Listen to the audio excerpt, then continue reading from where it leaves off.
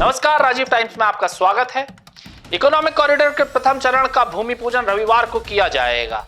इस महत्वाकांक्षी परियोजना का शुभारंभ डॉक्टर मोहन यादव द्वारा किया जाएगा। सांसद शंकर ललवानी ने इस परियोजना को इंदौर के लिए ग्रोथ कॉरिडोर बताते हुए कहा है कि यह आने वाले समय में शहर की अर्थव्यवस्था को नई ऊंचाइयों तक ले जाएगा। उनके अनुसार अगले 5 वर्षों में इस कॉरिडोर के माध्यम से लगभग 20,000 करोड़ रुपए का निवेश आकर्षित होने की संभावना हो रही है। साथ ही साल 2030 तक इंदौर की जीडीपी में 1.25 लाख करोड़ से बढ़कर 2.70 लाख करोड़ से अधिक करने में यह परियोजना महत्वपूर्ण भूमिका भी निभाएगी। करीब 2,500 करोड़ रुपए की लागत से बनने वाला यह corridor IT, logistics, fintech, Aerocity और ग्रीन इंडस्ट्री जैसे क्षेत्रों में विकास को गति देगा। इससे प्रत्यक्ष रूप से 1 लाख से अधिक और अप्रत्यक्ष रूप से लगभग 3 लाख रोजगार सृजित होने का अनुमान है।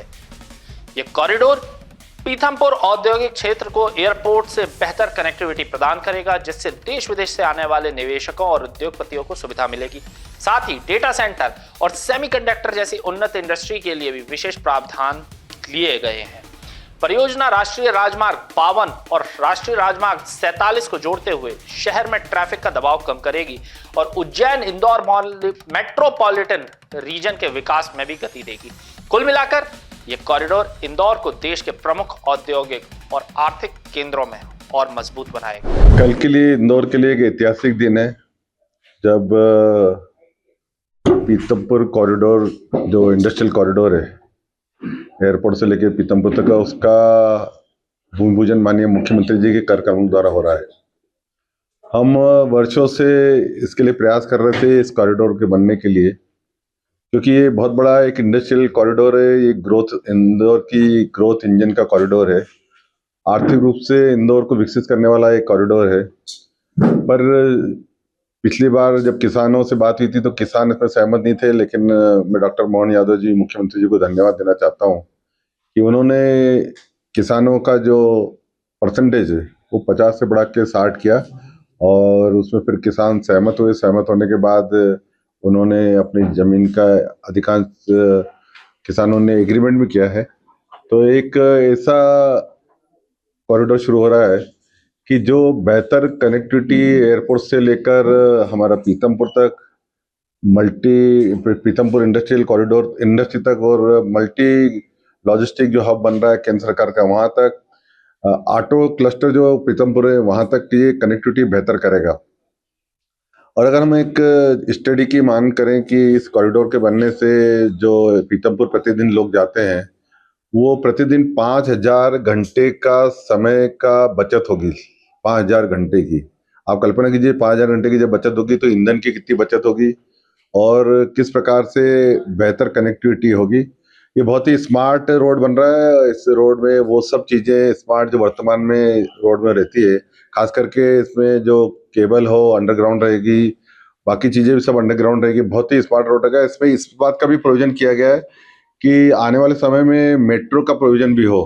तो बीच में ऐसी जगह छोड़ी गई है कि एलिवेटेड मेट्रो भी चल सकती है यहाँ पर, और वो एयरपोर्ट से लेके सीधे पीथमपुर तक ये कॉरिडोर में एयर मेट्रो चल सकती है, उसका भी प्रोविजन किया गया है। ये होने से एक नए सेक्टर हमसे जुड़ेंगे। खास करके इसमें जो पूरे लेआउट है, इसमें एमपीआरडीसी को पूरा पावर दिया गया है जो मास्टर प्लान डेवलप करने का। इसमें बहुत सारे ऐसे सेक्टर बनाए गए हैं जो खास करके आईटी को लेकर हो। आईटी के साथ साथ हमारे फिनटेक सिटी, अभी फिनटेक सिटी जैसी जब मैं इंदौर विकास प्राधिकरण का अध्यक्ष था तब हमने इसका प्रपोजल बनाया था, लेकिन वो प्रपोजल सक्सेस हो नहीं पाया। लेकिन अब ये फिनटेक सिटी यहाँ पर होगी। अभी हम देख रहे हैं गिफ्ट सिटी है जो अहमदाबाद में, उसी की तर्ज पर फिनटेक सिटी भी यहाँ पर होगी। तो फाइनेंशियल इंस्टीट्यूट के जितने भी बैक ऑफिस है, इंटरनेशनल फाइनेंस इंस्टीट्यूट, वो चाहते हैं कि देश में मध्य क्षेत्र में अपने ऑफिस खोलें, तो उसके लिए अच्छी अपॉर्चुनिटी है। एरो सिटी की बात करें तो एरो सिटी की संभावना है। हम देखते हैं जो बड़े शहर है, मेट्रोपॉलिटन सिटी है, उसमें एयरपोर्ट के पास में होटलें रहती है। होटल के अलावा बाकी सब सुविधाएं रहती है कि पैसेंजर आते हैं, वहाँ रुकते हैं और अपना काम करके वापस होटल से एयरपोर्ट आ जाते हैं। तो एरो सिटी में भी मल्टी लेवल की होटलों का प्रावधान इस सेक्टर में किया गया और लॉजिस्टिक का भी इसमें प्रावधान किया गया है कि आने वाले समय में जो लॉजिस्टिक की जरूरत हो वो भी है। सबसे बड़ी बात है कि ग्रीन फील्ड के इंडस्ट्रियल कॉरिडोर भी इसमें हैं, और जो खास करके वर्तमान में डाटा सेंटर की जो बात चल रही है पूरे देश में, और प्रधानमंत्री जी इसको प्रमोट भी कर रहे हैं डाटा सेंटर को। डाटा सेंटर में दो ही चीज़ों की आवश्यकता रहती है, एक हमें इलेक्ट्रिसिटी कंटिन्यूस चाहिए और दूसरा पानी बहुत लगता है। ये दो, और स्पेस बहुत कम लगती है, पर उसका इन्वेस्टमेंट बहुत आता है, इंटरनेशनल इन्वेस्टमेंट बहुत आता है।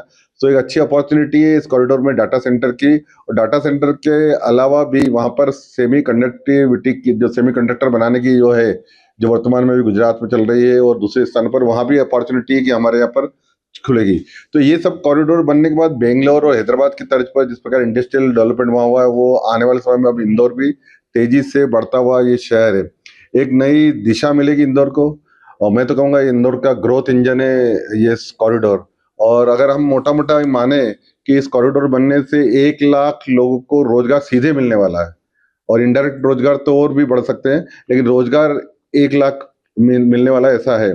और अगर इन बनने के बाद अगर मैं बात करूँ 5 वर्षों में, जब ये पूरा डेवलप हो जाएगा, जब इंडस्ट्रिया सब आ जाएगी अलग अलग सेक्टर की, तो हम मान के चले कि 20,000 करोड़ का इन्वेस्टमेंट इसी रोड पे होगा। रोड के दोनों साइड इतनी इंडस्ट्री आने की संभावना है, क्योंकि ये एयरपोर्ट के बिल्कुल पास है। पूरा इकोसिस्टम डेवलप हो रहा है वहाँ पर इंडस्ट्री को लेकर। और जैसे हम कहते हैं हमेशा कि हमारी जीडीपी इंदौर की जो आने वाले पिछले बार 11 साल में डबल हुई है, वर्तमान में जीडीपी हमारी 1,25,000 है, जो कि ये ग्रोथ, ये बनने के बाद 2,70,000 तक जीडीपी का जो हमारा लक्ष्य है, उसमें महत्वपूर्ण भूमिका अदा करेगा। तो मैं इस अवसर पर माननीय मुख्यमंत्री जी को धन्यवाद देना चाहता हूँ कि उन्होंने इतनी महती योजना को इंदौर में ला रहे हैं, और शहर की जनता को भी बधाई देता हूँ कि एक नया इतिहास इंदौर में जुड़ने जा रहा है। देखिए, अनुमानित लागत जो है 2,000 करोड़ के आसपास है, और ये लंबाई जो रहेगी ये सीधे यहाँ से लेकर पीतमपुर 6 किलोमीटर और कम होगी। और समय की जो बचत है वो लगभग जो 1 घंटा लगता है वो आधा घंटा लगेगा, समय की बचत आधा घंटा होगी। रहवासी जो आसपास जो रहते हैं उनको कोई नुकसान होगा या किसी हटाया जाएगा कुछ? नहीं, देखो इसमें तो कुछ पोर्शन ग्रीन फील्ड है, रोड बनेगा खाली में, और बाकी जो है किसानों से सहमति लेके इसमें आगे काम हो रहा है। क्योंकि किसान हमेशा विवाद हो जाता है किसानों। नहीं, इसमें तो किसानों ने सहमति दी, और किसानों ने तो मुख्यमंत्री जी का स्वागत मुख्यमंत्री निवास पे किया। नहीं, देखिए वो परसेंटेज उनका वो था कि परसेंटेज बढ़ा हुआ मिले। अब उनको जो बढ़ा हुआ परसेंटेज 60% मिल रहा है, तो 60% वर्तमान अगर जमीन की उनकी वैल्यू देखें, अगर वैल्यू देखें, तो जो डेवलप प्लाट मिलेगा वो उससे ज्यादा मिलेगा, इसलिए किसान भी खुश है। ऐसे ही ताजा तरीन खबरों के लिए जुड़े रहें राजीव टाइम्स के साथ।